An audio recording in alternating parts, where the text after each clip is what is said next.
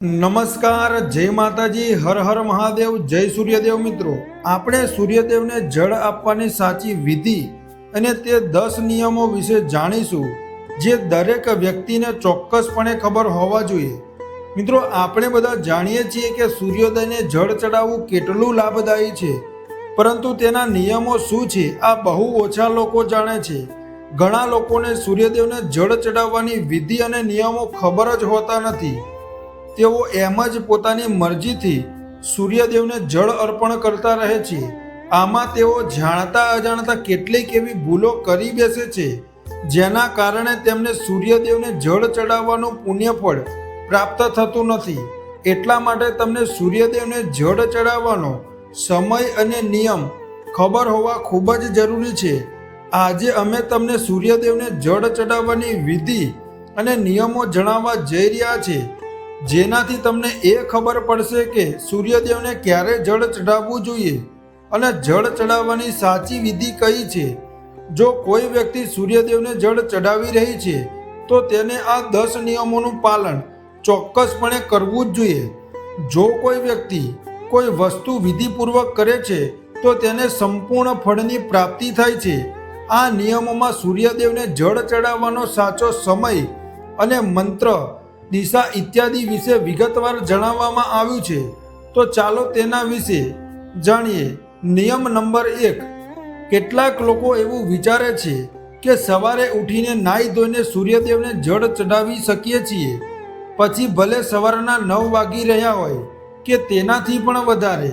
પરંતુ અમે તમને જણાવી દઈએ કે આ બિલકુલ સાચું નથી. સૂર્યદેવને જળ ચડાવવાનો એક નિશ્ચિત સમય હોય છે. આ સમયના હિસાબે સૂર્યદેવને જળ કયા સમયે ચડાવવું જોઈએ.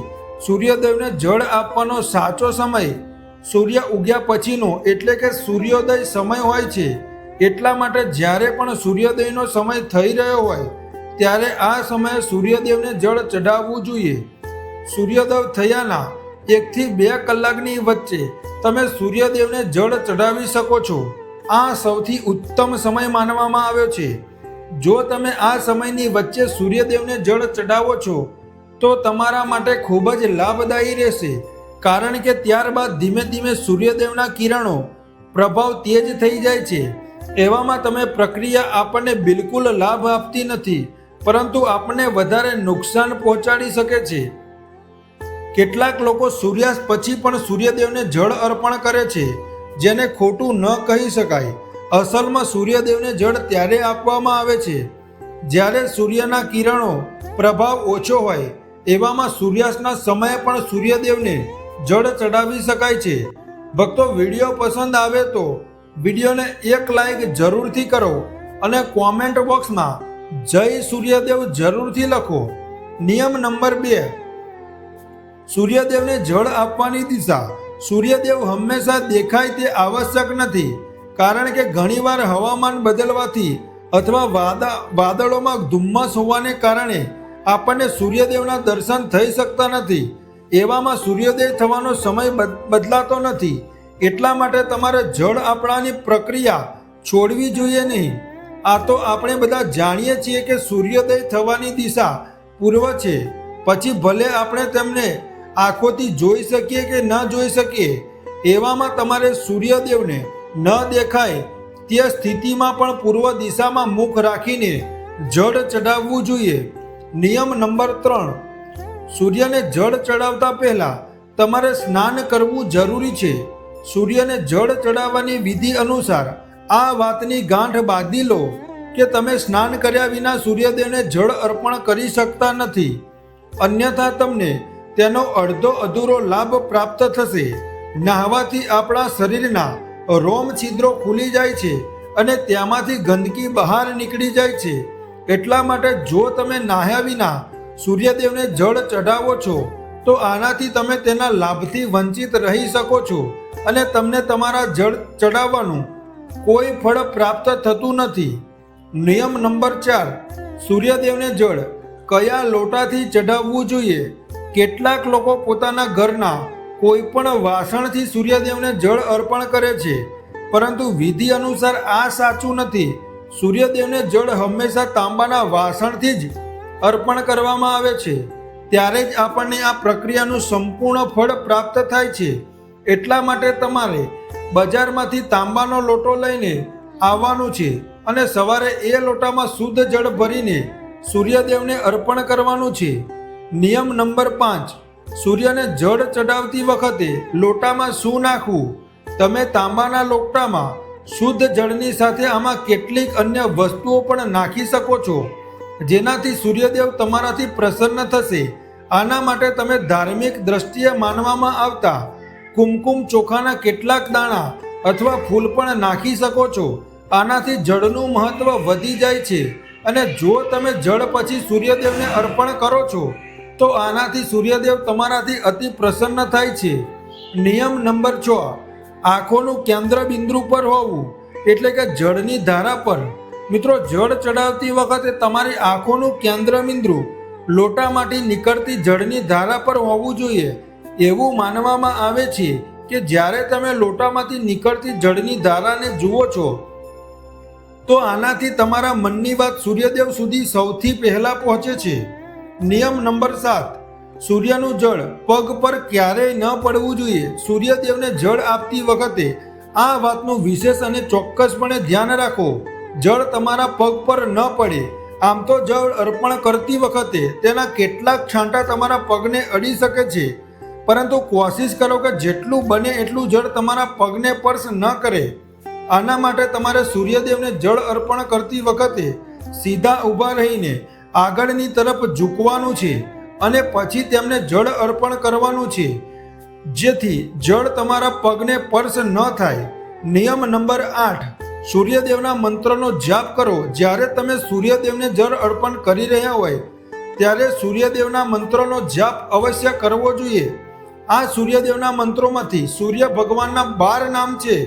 ઓમ સૂર્યાય નમઃ, ઓમ ભાસ્કરાય નમઃ, ઓમ રવયે નમઃ, ઓમ મિત્રાય નમઃ, ઓમ ભાનવે નમઃ, ઓમ ખગાય નમઃ, ઓમ પુષ્ણે નમઃ, ઓમ મરીચે નમઃ, ઓમ આદિત્યાય નમઃ, ઓમ સવિત્રે નમઃ, ઓમ અર્કાય નમઃ, ઓમ હિરણ્ય ગર્ભાય નમઃ.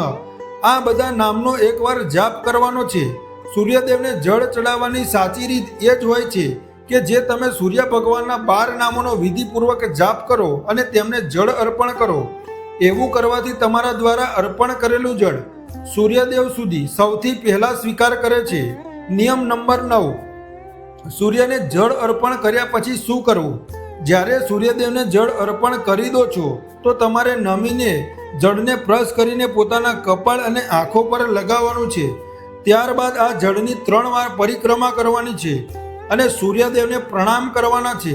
આ પ્રકારે સૂર્યદેવને જળ અર્પણ કરવું જ જોઈએ.